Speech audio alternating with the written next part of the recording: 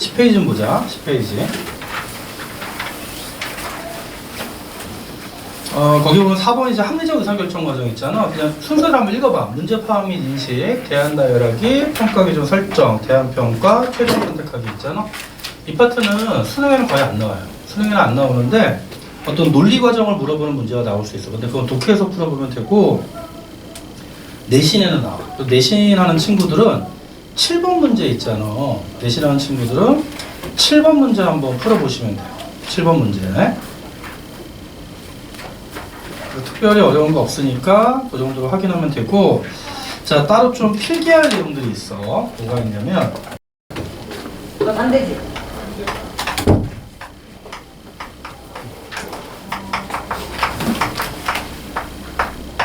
자, 기회비용 관련된 사례 볼게요. 사례. 자, 첫 번째 사례입니다. 이렇게 보자. 문제 유형이 두 가지가 나와. 근데 지금 내가 이제 첫 번째 유형은 좀 과거 유형이고, 이제 두 번째 유형이 최근에 수능 유형이야. 첫 번째 이거야. 자, 사회탐구 문병일 강사가 있어요. 문병일 강사가 세움학원에서 강사로 일합니다. 그래서 현재 지금 연봉이 1년에 5천만 원이에요. 연봉이 5천만 원. 근데 이제 오랫동안 강의를 하다 보니까 스스로 한번 학원을 차리고 싶은 거예요. 학원을. 그래서 고민하고 있는데 학원을 차릴까 하다가 먼저 그래서 자, 100만 원의 비용을 지불하고 창업 컨설팅 교육을 받았어. 창업 컨설팅을 받고요. 그리고 이제 학원을 창업하려고 했는데 실제로 내가 2년 전에 학원 차리려고 했거든. 3년 전에 큰일 날 뻔했죠. 왜냐면 내가 12월 달에 되게 고민해서 학원을 바로 차릴까 대치동에 건물까지 알아봤어. 계약 직전이었는데 고민하다 잠깐 미뤘는데 바로 2월 달에 뭐가 터졌냐? 코로나 터졌지. 만약에 학원 차렸으면 지금 나 못 봐. 아니 쫄딱 망했을 거 아니야. 진짜 다행이었어. 그래서 100만 원의 창업 컨설팅 교육을 받았어. 그 다음에 학원을 창업하려고 했는데 코로나가 터진 거야. 너무너무 어려워. 그래서 이제 좀 그래도 한번 알아봤더니 문사탕으로 내 EBS에서 캡틴이라고 그러거든. 그래서 그냥 문캡틴. 또 너무 길다. 문캡 사탕 전문학원. 을 차리려고 예상해 보니까 어떤 예상이 되냐면 연매출이 한 2억 원 정도 나올 것 같은 거예요. 연매출이 2억 원 나오는데 비용을 봤더니 일단 건물 보증금이요 2억이고 월세가 월 200만 원. 그리고 1년 동안 하면 인건비 포함해서 총 비용이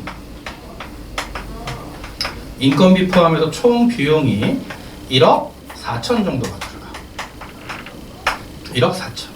자, 그런데 또 재밌는 게 뭐냐면 너네 보증금이라는 게 어떤 거지?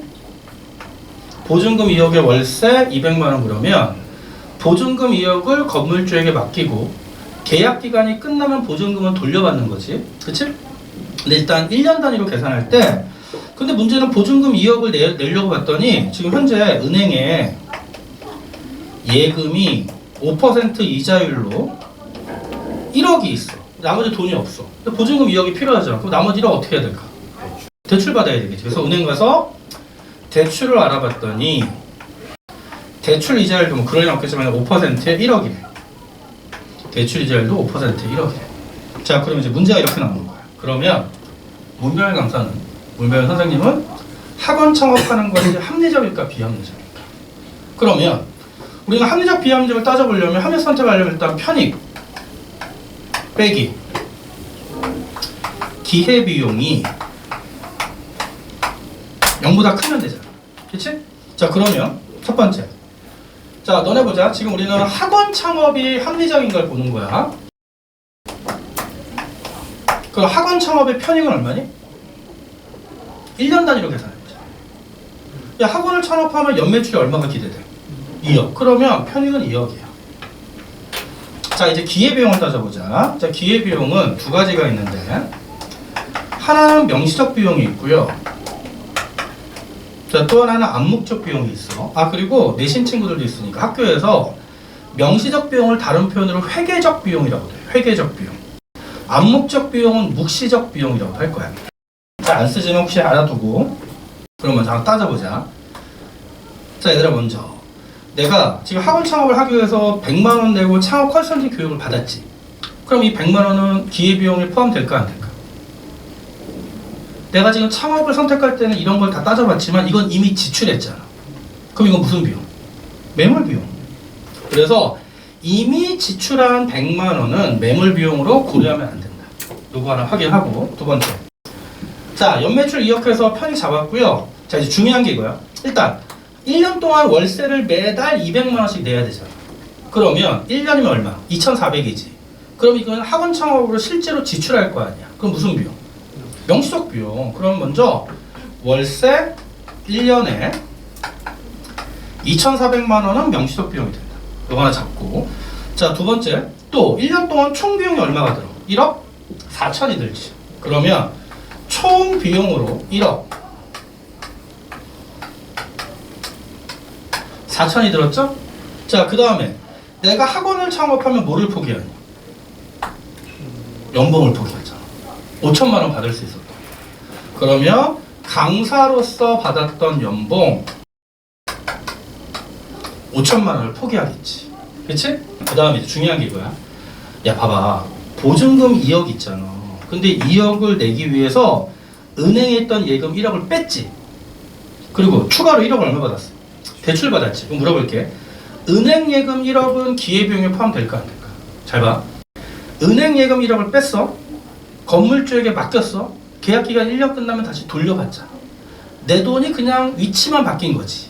실제로 지출도 안 됐고 포기도 안 했단 말이야. 결국 돌려받아. 그래서 포인트는 뭐냐면 예금 1억은 보증금으로 들어갔다 나중에 돌려받기 때문에 지출하거나 포기하지 않았다고. 그래서 이거는 기회비용에 포함이 안 돼. 단 예금을 깼기 때문에 뭐를 받을 수 있었는데 포기했니? 이자를 받을 수 있는데 포기했잖아. 그럼 1년 동안 이자를 얼마 받을 수 있었어? 1억에 5%면 500만 원. 그럼 그냥 은행에 계속 뒀으면 500만 원 이자를 받을 수 있었잖아. 근데 이걸 포기했죠. 그러면 은행 이자 500만 원은 포기한 거니까 얼마? 암묵적 비용. 오케이? 자, 또 하나. 보증금 때문에 은행에서 대출 1억을 받았어. 그러면 은행 대출 1억이 나한테 와서 보증금으로 갔지. 1년 끝나면 다시 받아서 은행에 돌려주면 되지. 그럼 대출금은 포기하거나 지출하지 않았지. 단 대출 뭐를 내야 돼? 이자를 내야 되잖아. 얼마? 500만 원 이자를 내야 되잖아. 그러면 대출 받기 위해서, 즉 학원 창업을 위해서 이자를 내는 거니까 대출 이자 500만 원은 실제로 지출한 무슨 비용이 되는 거야? 명시적 비용이 되는 거야. 오케이? 자, 그래서 이 부분 좀 체크하세요. 포인트 여기서는 대출 이자는 명시적 비용에 포함되고 은행 예금 이자는 포기한 암묵적 비용에 포함된다. 그럼 요거만 더 해볼까? 요거 1,000만 원, 6천만 원, 1억. 그 다음에 2억 2,400이 기회비용. 그럼 순편익은 플러스야 마이너스야? 마이너스잖아. 마이너스 2,400이지. 그러면 학원 창업은 합리적이다 비합리적이다? 비합리적이다. 그럼 문병희 선생은 무슨 선택을 해야 돼? 학원 창업을 포기하고 원장님한테 쫄쫄 따라다니면서 열심히 일해야지. 이해돼? 그러니까 이런 식으로 따지는 게 과거의 전형적인 유형의 문제. 여기 유형이 있고 이게 이제 대표적인 유형. 그래서 이런 유형 하나만 알아두세요.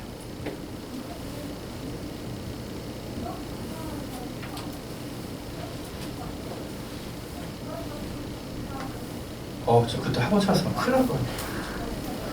그리고 문과가 이렇게 망할 줄 누가 알았니? 너네 어떡하냐 진짜. 문과 대단한 애들이에요. 어제 이제 학원들이 개강하는데 내가 여기 세운도 수업하고 예섬 수업하거든. 그 단과 수업을 예섬학원은 11명 사탐생이 강의 깔았는데 나랑 임정원 선생님만 개강되고 나머지 다 폐강. 애들이 없대. 근데 그래서 가봐야 되는데 임정원 선생님 보통 150명 수업하거든? 1타니까? 근데 이번에 아마 확 줄였겠지. 개강 때 봐야 되는데 나도 뭐 그렇게 많진 않아. 우리 반도 지금 뭐 인원 뭐 말하면 우리 반이 100명은 안 되잖아. 엔지 다시 가자. 좀 격하게 호응해 줄래? 좀 니네가 막 그래야지 한 90명 정도로 보이지 않나. 그러니까 지금 이게 문과 난리 났네요. 여기까지 정리하세요. 자, 두 번째 사례 볼게.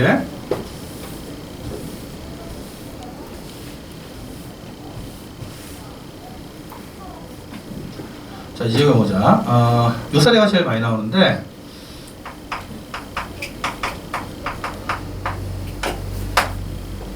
자, 너네가 이제 대학을 갔어.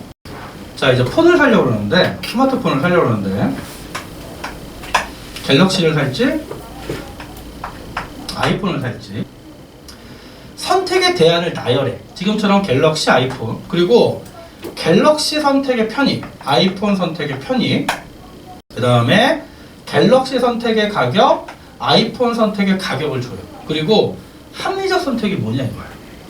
그냥 이런 식으로 그냥 선택의 대안을 나열한 이후에 합리적 선택이 뭐냐 그러면 너는 어떻게 하면 되냐면 각각의 뭐를 구한다? 순편익을 구하는 거야. 그러면 순편익을 구해서 순편익이 더 큰 놈을 선택하면 합리적이 되겠지. 그럼 예를 들어서 갤럭시 선택의 순편익이 100이야. 아이폰 선택의 순편익이 120이야.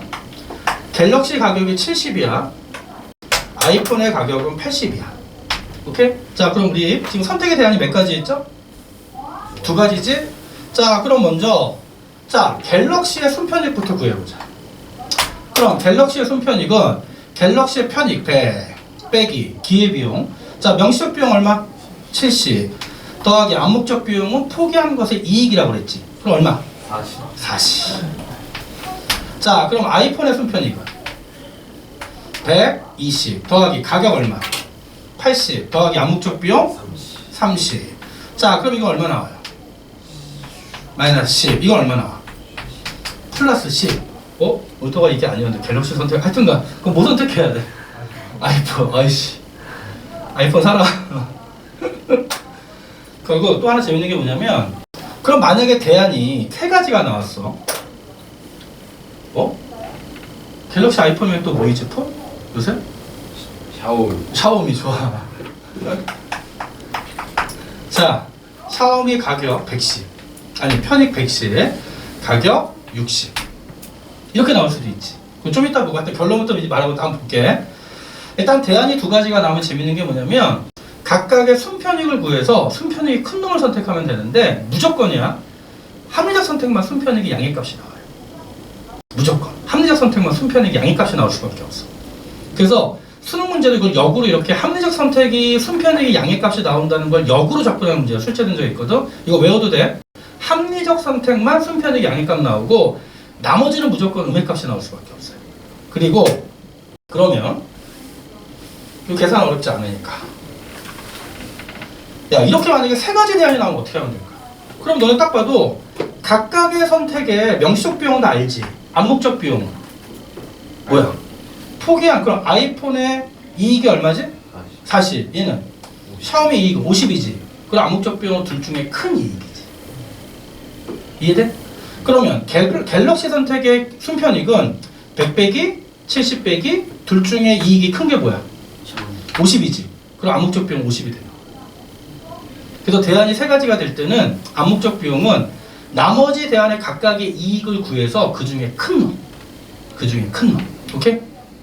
그리고 무조건 결과는 암묵적 비용 아니 합리적 선택만 순편익이 양의값이 나온다. 오케이? 그 정도 알아두고요. 자, 여기서 또 하나 추가하면 자, 이런 경우 보자.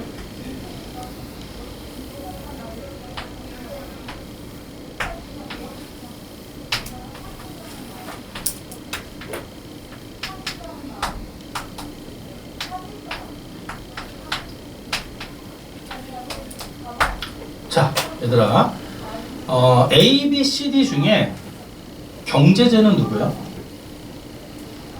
A, B, C, D 중에 경제제는? 야, 우리 아까 경제제는 뭐가 있는 제어야? 희소성. 그럼 A도 경제제, B도 경제제지. 그치? 근데 상식적으로, 직관적으로 봐도 누가 더 경제적 가치가 높겠어? B지. 왜? 희소하면서 희귀하니까. 오케이? C는 무슨 제? 희귀만 하잖아. 인간의 욕구와 관련이 없잖아. 희소성이 없으니까. 그치? D는 희소하지도 않고 희귀하지도 않죠. 그럼 둘 다 무슨 제? 무상제가 되는 거지. 그래서 경제제는 A, B. 그럼 B의 대표적 사례는 뭐가 있을까? 뭐 유명 화가의 원작 그림, 뭐 레오나르도 다빈치의 그 유명한 그림 있잖아. 이런 거 모르겠다. 오케이? C는 희귀만 하다. 무료에서 입은 빌. 그치, 땡큐. 이거 아니야? 이거야? 오케이. 그럼 D는? 돌멩이. 희소하지도 않고 희귀하지도 않죠? 길가의 돌멩이지. 그치, 길가의 잡초지. 아무 의미 없는 거지. 그 정도까지만 확인하면 특별히 어려운 문제 없고, 그래서 너는 여기까지 정리한 내용 갖고, 물론 나중에 좀 더 어려운 문제 많이 풀어봐야 되고, 일단 여기까지만 정리한 내용 갖고요, 문제들 한번 좀 풀어보시면 돼요. 오케이? 자, 그럼 우리 테마 2번까지 정리가 된 거야. 특히 오늘 내가 끝날 때 오늘 과제 2번까지 나갈 거거든? 과제 2번까지 좀 문제 많이 다 풀어오고, 다음 주에는 과제 문제 좀 중요 문제를 좀 풀어줄 거야. 알겠죠? 오케이. 자, 쭉쭉 갑니다.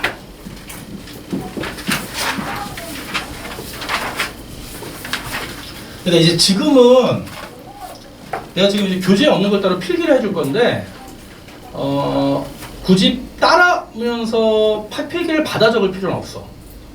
이게 뭐냐면, 그 너네 고1 때 배운 거야. 자본주의 변천 과정 배운 거야. 근데 그때는 되게 단순하게 배웠는데, 지금 조금 더 깊게 들어가가지고, 지금 내가 쫙 자본주의 변천 과정 쫙 설명해 주는 게, 앞으로 배우는 내용이 축약적으로 들어가 있거든. 그래서 필기해도 되고 안 해도 돼.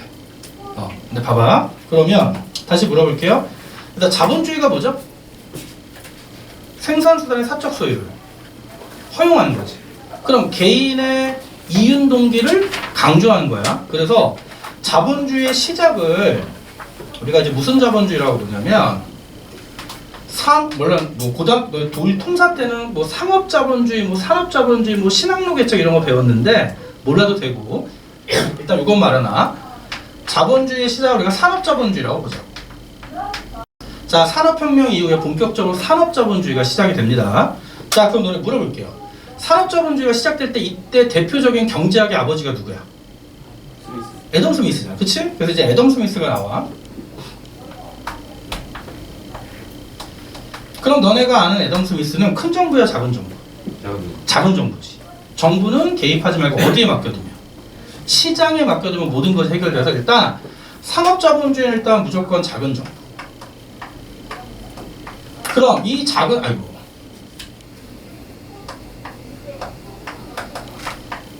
그럼 이 산업자본주의 작은 정부일 때는 국가가는 뭐였냐면 이름만 들어요. 야경국가론 들어봤죠? 국가는 밤거리만 지키는 거야. 치안과 국방만 담당한다. 이걸 야경국가론이라고 그러고요. 경제체제는 뭐라고 그러냐면 자유방임주의 경제체제라고 하는 거지. 교재 페이지가 어디예요? 없어. 근데 필기하고 들으라고. 필기해도 되고 안 해도 돼. 들어도 돼. 어차피 뒤에서 다 반복될 거야. 그럼 자유방임주의 경제체제인데, 너는 아담 스미스의 기본적인 특징은 이거. 아담 스미스는 뭐라고 보냐면 모든 인간은 합리적이야. 단 경제학의 합리적이라는 얘기는 이기적이라는 얘기야. 손해를 보지 않는다. 그래서 애덤 스미스는 모든 사람은 합리적이다. 절대 손해보지 않고 이기적이야. 그래서 이익을 위해 행동하는데, 재밌는 게 뭐냐면 정부가 어떤 개입도 하지 않고 시장에 맡겨두면 모든 사람들이 뭐 하냐면 자유 경쟁을 할 거고, 그리고 혼자서 다 하는 것이 아니라 내가 남들보다 더 잘할 수 있는, 내가 남들보다 더 싸게 생산할 수 있는, 내가 남들보다 더 잘할 수 있는, 이걸 두 글자로 뭐라고 그러죠? 뭐에 있다? 특화하기 전에 어드밴테이지, 우위에 있다. 그럼 내가 남들보다 잘할 수 있는 우위에 있는 것에 뭐 하면? 특화하면. 그리고 시장에서 뭐 하면? 자유교환하면. 그러면 시장에서는 보이지 않는 손이라는 어떤 가격의 메커니즘, 작동이 원리가 작동해서 시장이 항상 효율적이라고 보는 거예요. 오케이? 그래서 애덤 스미스는 항상 이렇게 얘기하면 시장 절대주의자. 시장에 맡겨두면 모든 것이 효율적이다. 그래서 시장에 맡겨놨더니 보이지 않는 손이 작동해서 시장에서는 항상 효율적 자원 배분이 이루어져 라고 보는 게 애덤 스미스의 사상이죠. 시험이 안 나와. 그냥 기본적 배경이니까. 그래서 너의 자유방임주의 특징은 뭐냐면 경쟁, 우위, 특화, 자유교환, 시장은 효율적. 오케이? 그런데 문제는 뭐냐면 애덤 스미스가 등장한 이후에 모든 경제학자들은 다 애덤 스미스의 제자들이었잖아. 그러니까 이게 그냥 쭉 같이. 근데 생각해봐. 이거 너무 이상적이잖아. 그치? 그러다 보니까 무슨 문제가 생겼냐면 문제가 발생을 해도 그걸 규제할 정부가 없으니까, 정부가 시장 개입 안 하니까 규제할 심판관 또는 법관이 없죠. 그러면 부작용이 발생하겠지. 그래서 변질됩니다. 그래서 변질되면서 이 산업자본주의가 뭐로 변질되기 시작하냐면 독점자본주의로 변질되기 시작하지. 그럼 포인트는 이거야. 독점자본주의가 변질됐다는 얘기는 무슨 실패가 발생했다? 시장 실패, 마켓 페일러. 시장에 맡겨놨더니 자원의 비효율적 배분이 발생하는 거. 시장 실패가 발생을 하고, 시장 실패 종류 4가지가 이제 시험에 나와. 종류 4가지는 외워야 돼. 자, 첫 번째 너네가 많이 들어본 독과점. 독점 또는 과점. 두 번째 뭐 있죠? 기억나요? 고1 때 배웠어. 고1 때 내신 때도 했고.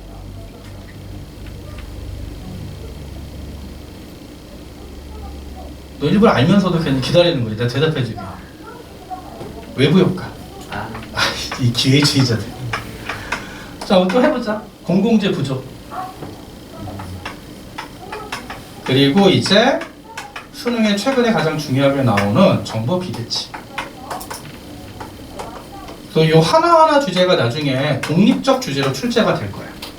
그래서 시장 실패에는 독과점, 외부 효과, 공공재 부족, 정보 비대칭이 있고, 그래서 좀 하나 알아둘 거.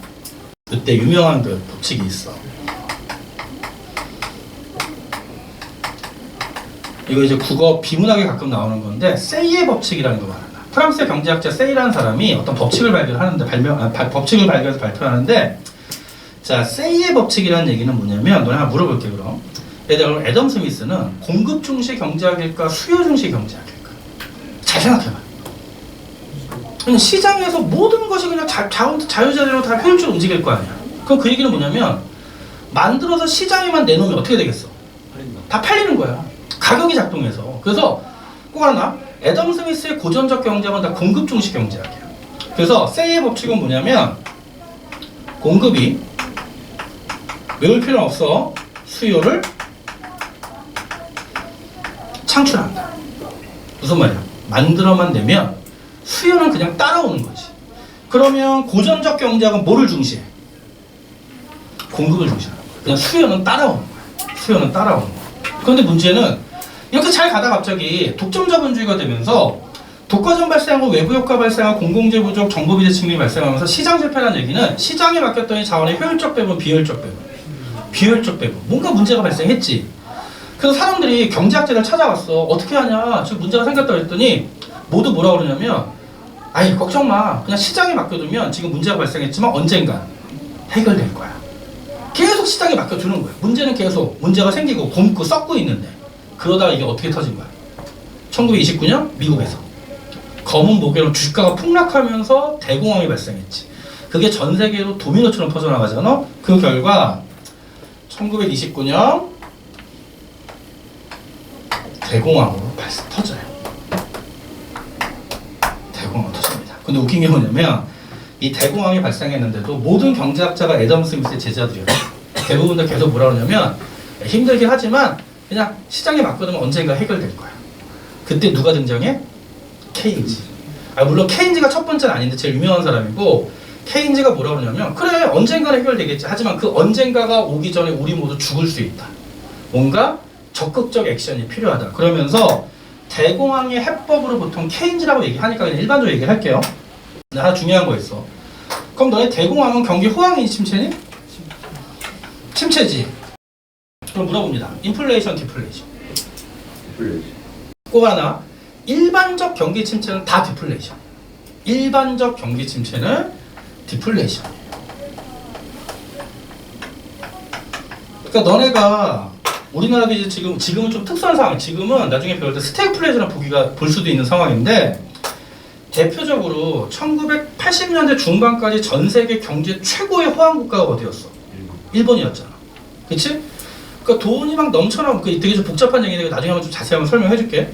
돈이 넘쳐나다 보니까 그 돈 갖고 막 땅값, 부동산 엄청나게 오르고 그 주식 가격까지 올랐죠. 그래서 어느 정도였냐면, 일본 팔면 미국을 3번 살 정도의 부동산 가격이 올랐다고. 그런데 일본이 그러다 경기가 빵 하고 거품이 떼지면서 깨졌지. 근데 지금까지도 디플레이션이었죠. 일본이. 디플레이션을 거의 20몇 년을 겪었어. 그리고 너네 그 아베노믹스라고 들어봤죠. 2012년에 일본의 아베노믹스 정책은 결국 지금 실패한 정책이거든. 그런 거 나중에 거시 파트 할 때 좀 살짝 설명을 해줄게. 그래서 일반적 경기 집체는 디플레이션이었고요. 이 경제 위기인 대공황을 극복하기 위해서 기존의 자본주의가 바뀌지. 왜? 여태까지는 정부의 어떤 개입도 인정하지 않았잖아. 근데 케인즈를 비롯한 여러 경제학자들이 정부의 적극적 개입으로 해결하자고 주장한 거야. 근데 너네가 보면 아니 경제 위기가 발생하면 정부가 적극적 개입해서 위기를 벗어나는 게 당연한 것 같지만 이때까지만 해도 경제학 교과서에 정부란 단어가 아예 없었거든. 그러니까 케인즈가 이런 주장을 했을 때 다 욕했어요. 미친 거 아니냐? 정부가 왜 개입하냐? 자, 그래서 알아나 이 대공황 이후에 정부가 적극적 경제 개입해서 위기를 벗어나면서 우리가 이때를 뭐라고 부르냐면 1930년대 이후를 자 수정자본주의라고 부르는 거야. 수정자본주의. 기존의 자본주의를 수정했다는 얘기고요. 그럼 이거 큰 정부야, 작은 정부야? 큰 정부죠.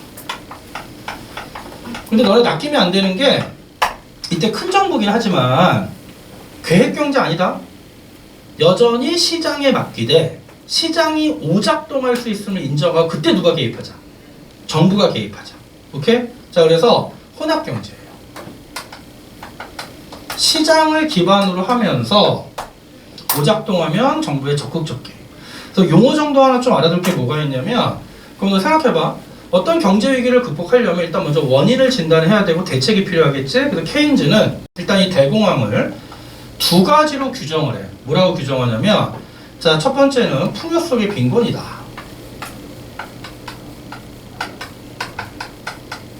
풍요 속의 빈곤이다. 그럼 내가 물어볼게. 풍요란 얘기는 공급을 말할까 수요를 말할까? 공급이야. 그 전에 주류 경제학이 모두 공급이 수요를 창출하기 때문에 만들어만 내면 다 팔린다고 얘기했거든? 근데 케인은 아니야. 아무리 만들어도 기술 엄청 발달해서 만들어내고 있지만 신제품이 엄청나게 출시되지만 빈곤하다. 그럼 뭐야? 뭐가 못 따라온다? 수요가 창출이 안 된다는 얘기지. 그래서 케인즈는 현재 상황을 뭐라고 규정하냐면 공급 과잉. 오케이? 그럼 뭐를 창출해야 돼? 수요가 못 따라오니까 수요를 창출해야 돼. 오케이? 두 번째 또 뭐를 얘기하냐면 구성의 모순을 얘기해요. 이 구성의 모순이 그 당시엔 되게 획기적이었던 건데 이런 거야. 기존의 애덤 스미스의 자유방임주의는 모든 인간이 합리적이지. 그럼 합리적 개인이 모인 경제 시스템 전체도 합리적일 거라고 보는 거야. 근데 케인즈는 구성의 모순은 개인은 합리적인데 합리적 개인이 모인 전체가 비합리적일 수 있다는 거야. 오케이? 즉 개인의 합리성이 사회 전체 합리성을 보장하지 않는다. 그러니까 개인에게 맡겨두면 된다, 안 된다? 안 된다. 정부의 적극적 개입. 오케이? 그러면서 이게 원인이어서 이제 대책은 뭐냐면 뭐를 창출하자? 유효 수요를 창출하자. 자, 그냥 수요가 아니라 무슨 수요? 유효 수요. 자, 수요라는 개념은 사고자 하는 욕구인데 유효 수요는 뭐냐면 실제 화폐력이 뒷받침되는 수요. 자, 내가 너희들 막 물어봐. 이 수업 이제 내신 수업하고 이럴 때 뭐 남학생들과 여학생 좀 틀린 게 여학생들과 남학생들의 어떤 그 사고자 하는 로망이 좀 틀려. 일단 남자들 물어볼까? 남자들 만약에 너네 나중에 성공하면 사고 싶은 거 뭐야? 일단 너네가 일단 뭐 집은 당연한 거고 차, 그치? 야, 설마 너네 막 재산이 100억인데 막 미니카 사고 이러지 않을 거 아니야. 또 뭐냐면 남자들 시계, 여자들도 마찬가지 시계, 그치? 근데 상대적으로 여자들이 차에 대한 욕심은 덜하잖아. 그래서 나 같은 경우도 나도 아직 애인 게 여기 좀 있거든. 또 나중에 보여. 근데 제가 요거에 대한 그게 있어서 나도 요거에 대한 좀 로망이 있어가지고 우리 딸내미 사줬어요. 전기차 있잖아. 애들 타는 거. 그래서 우리 집이 아내는 2, 300 그리고 나는 욕할 수도 있는데 비싼 차는 아닌데 스포츠카에 대한 그게 있어서 2인승 오픈카를 샀는데 벤츠 SLK 있어. 지금 단종된 거. 그래서 이거 10년차 타고 있어요. 지금 단종에서 중고차장에 내놨던 2천만 원밖에 안 하는데 단종에서 약간 좀 희소성이 올라갈 거 아니야. 그래서 이거 한 30년 타려고. 나중에 너네가 사라. 내가 너희들한테 3억에 팔게. 살 때 1억이었는데 내가 탔던 차니까 팔게. 그래서 나는 차는 승차감보다 하차감이 중요하다고 생각을 하거든. 그러니까 너희도 마찬가지야. 이게 무슨 말이냐면 내가 물어본다? 너희 사고 싶은 차 뭐니? 그러면 애들 다 막 얘기, 어떤 뭐 벤틀리, 뭐 벤츠다 얘기하지만 실제 살 수 있어 없어? 없잖아. 왜? 너는 뭐가 없으니까. 돈이 없지. 마찬가지야. 이 당시에도 사람들이 사고 싶지만 다 실업자잖아. 기업들 다 부도났잖아. 사고 싶은 욕구는 있지만 실제 돈이 없지. 그래서 유효수요를 창출해야 되고, 그러면 유효수요 창출을 위해 누가 개입해야 돼? 정부가 개입해야 된다는 거지. 그래서 케인즈는 극단적으로 뭐라고 얘기하냐면 정부가 돈을 찍어서 항아리에 담아서 동굴에 박아놓고 사람들한테 마음대로 퍼가게 해라. 그럼 결국 돈을 풀라는 거지. 그러면 사람들이 돈을 가지고 파서 가면 그 돈 갖고 소비를 하면 기업이 살아날 거 아니야. 그러면 직원들을 고용할 거고 노동자가 고용이 되면 월급을 받을 거 아니야. 그럼 다시 소비가 되고 이렇게 계속 선순환되면 경제가 살아날 거다. 즉 정부의 적극적 개입을 통해서 경제를 위기를 극복하자. 실제로 이걸 채택해서 미국의 누가 대통령이 무슨 정책을 펴는 거야? 루즈벨트 대통령이 뉴딜 정책을 펴죠. 그래서 실제로 루즈벨트가 미친 듯이 돈을 찍어내가지고요. 뉴딜 정책 통해서 경제가 살아나. 그 결과 미국 대통령 사상 최초로 4번 하자. 근데 얘들아 봐봐. 우리는 뉴딜 정책하면 성공한 정책을 배우지. 근데 이거 부작용 보게. 야, 생각해봐. 돈을 미친 듯이 찍어낼 거 아니야. 그거 채권 발행해. 그럼 빚이 늘어나 안 늘어나? 미친 듯이 늘어나겠지. 그렇잖아. 그럼 루즈벨트가 4번까지 했어. 근데 빚이 점점점 늘어나면서 경제가 살아나는 것 같았지만 이제 보좌관들이 찾아오는 거지. 미스터 프레지던트. 이자 비용이 장난 아니다. 이번에 또 국채 언제까지 갚아야 돼요. 그러면서 잘못하면 다시 한번 국가 부도입니다. 막 이러는데 루즈벨트가 머리를 쥐어짜고 있는데 그러니까 미국이 보통 우리가 천조국이라고 하는 이유가 그 루즈벨트의 어떤 뉴딜 정책이 성공한 것처럼 보였지만 막 실패가 드러날 때쯤에 뭐가 터진 거야? 2차 대전이 터졌잖아. 2차 대전 어디서 터졌어? 유럽에서. 모든 무기를 다 누가 사가? 미국에서 사가지. 그 결과 미국이 완전 고용이 달성돼. 거의. 그러면서 살아난 거지. 그러니까 일단 유효수를 창출하고요. 이때 또 사회문화치 말하나 전 세계적으로 복지국가 개념이 됩니다. 유럽에서 무덤까지. 사회보장제도 등장하고. 오케이? 자, 그래서 이렇게 등장했는데 이 개입이 실제로 괜찮았어. 그래서 점점 경제가 살아났어. 그런데 생각지도 못한 문제가 또 터져. 언제? 1970년대.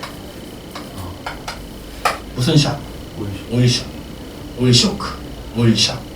석유파동이 터지죠. 72년에 1차 석유파동이 터지고 78년에 2차 석유파동이 터지는데 문제는 이때 원유 가격이 막 40배까지 뛰어요. 우리나라 지금 원유가 2배만 뛰어도 난리 나잖아. 40배가 뛰었다는 얘기는 뭐냐면 전 세계 모든 나라의 경제가 멈춰버린 거예요. 우리나라도 이 당시에 휘발유 가격이 너무 뛰면서 시외버스 운행 다 중단했어. 버스가 못 다녔어. 휘발유 가격이 비싸니까. 그럼 무슨 문제가 생각해봐. 그럼 우리 석유파동으로 인한 전 세계적 경기 침체를 뭐라고 그래?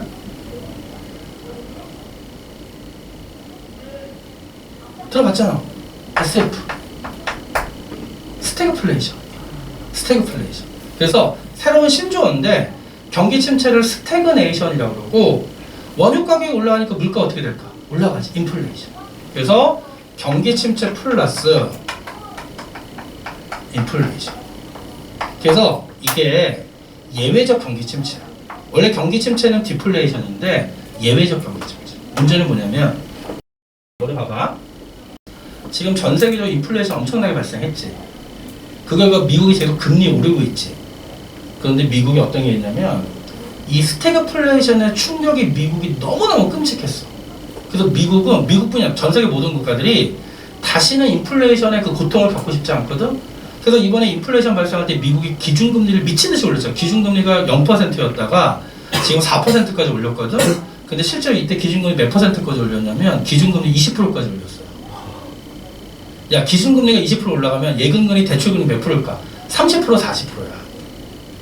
그래서 미국이 이때 끔찍한 고통을 기억하고 있기 때문에 선제적으로 기준금리 올리고 있고, 그러면 앞으로 인플레이션을 완전히 잡았다고 완전히 판단되기 전에는 절대 기준금리 안 내려. 앞으로 더 오를 가능성도 있지. 그랬더니 무슨 부작용이 생겼냐? 기준금리 오르니까 대출금리 올랐잖아. 지금 부동산이 완전 아작나고 있죠. 이거 몇 년 갈 거야. 그래서 요새 부모님들 막 술 많이 드셨지. 한때는 막 좋아하셨잖아. 앞으로 좀 몇 년간 고통이 올 겁니다. 스태그플레이션 발생했거든. 그런데 정부가 엄청나게 개입해서 이걸 해결하려고 엄청나게 계속 개입을 했어. 근데 해결이 안 돼. 그 사람들이 어떤 생각할까? 아니, 정부가 개입해도 해결이 안 되잖아. 그럼 이건 무슨 실패다? 오히려 정부의 개입이 문제다. 그러면서 이 스태그플레이션은 정부 실패야. 그럼 해결책은 정부의 개입을 줄여야 되겠지. 그래서 80년대부터 1980년대 이후에 다시 무슨 정부로 돌아가? 자금 정부. 그래서 우리가 이거 무슨 자유주의라고 그래요? 신자유주의라고 하는 거지. 그래서 신자유주의는 다시 무슨 정부로 돌아간다? 다시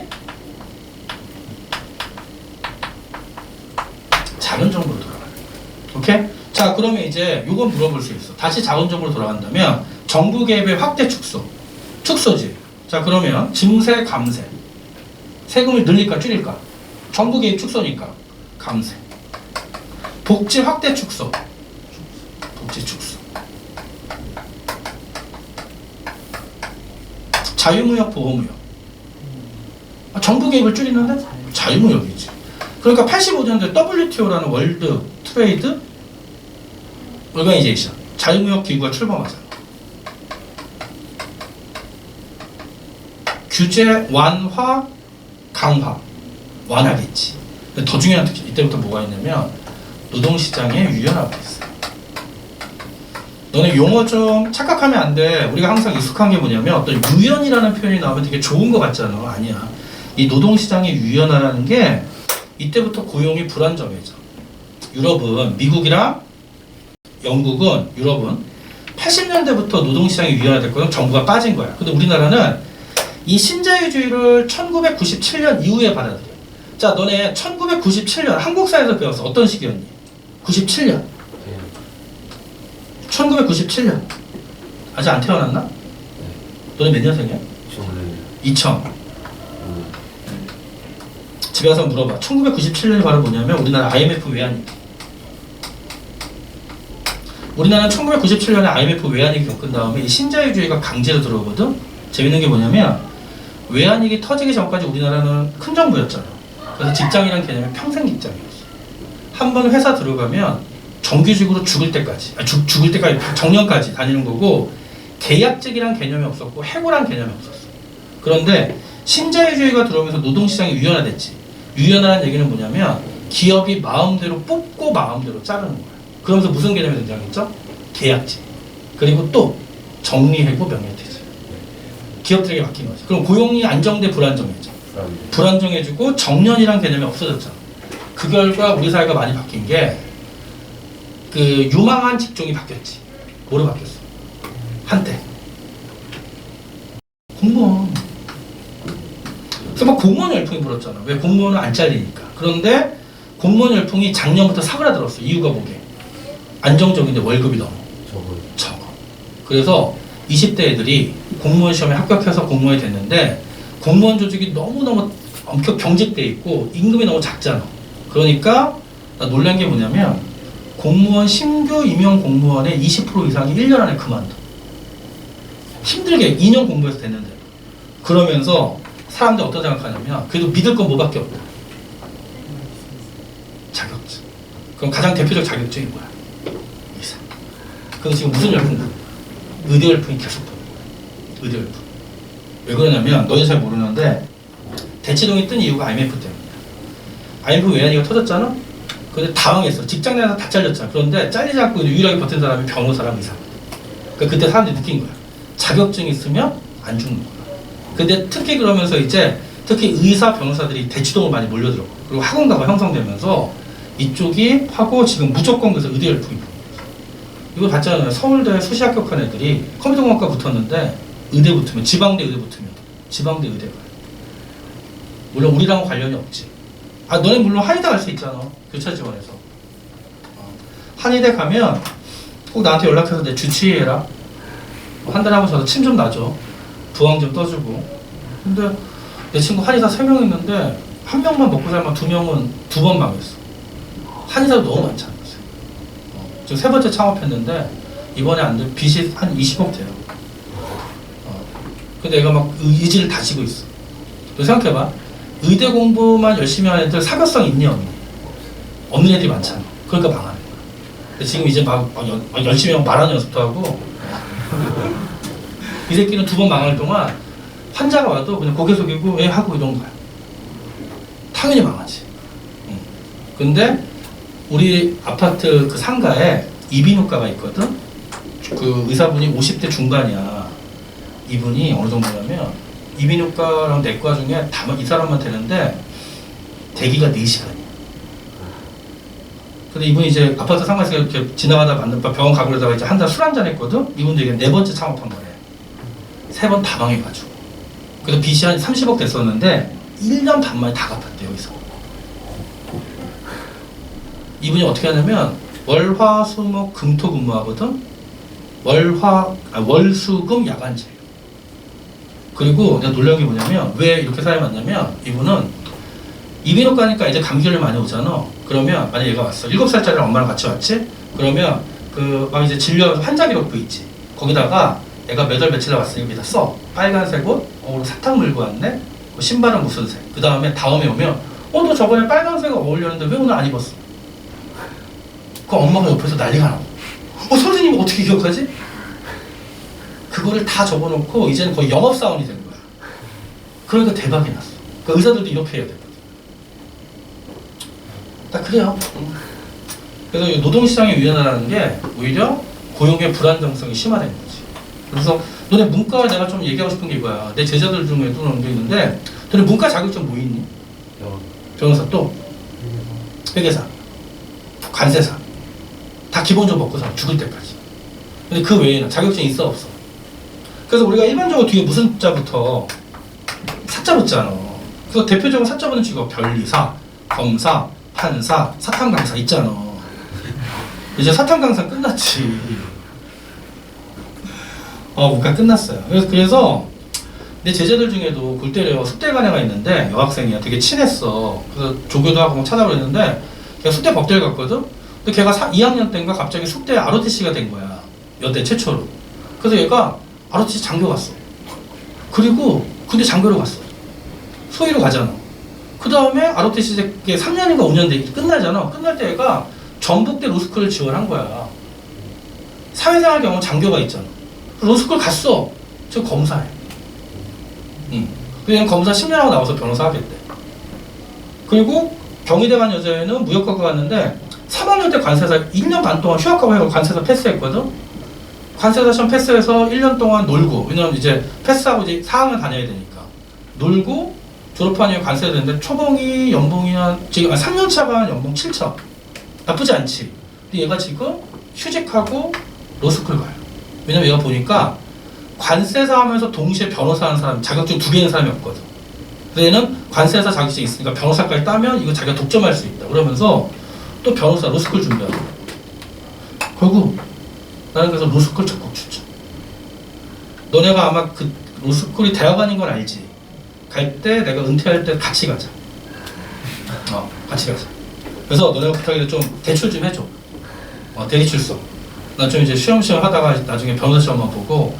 그래서 나는 변호사 되면 나는 안정적인 게 뭐냐면 내 친구들이 그때 좀 이혼을 많이 할 거 아니야. 그래서 나의 목표는 이혼 전문 변호사.